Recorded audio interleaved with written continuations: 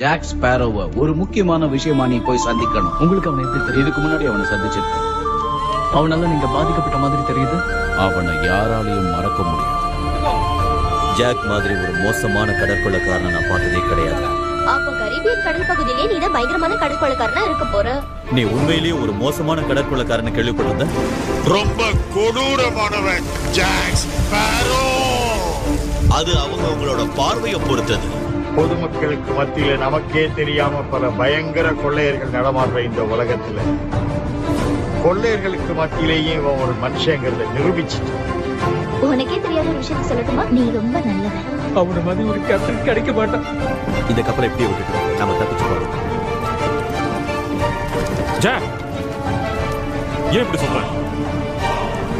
இதை விட நீங்க தான் பலமுறை ஜாக் எங்களை ஏமாத்திருந்தாலும் கடைசியில எங்களை காப்பாத்துறதுக்காக அவன் உயிரையே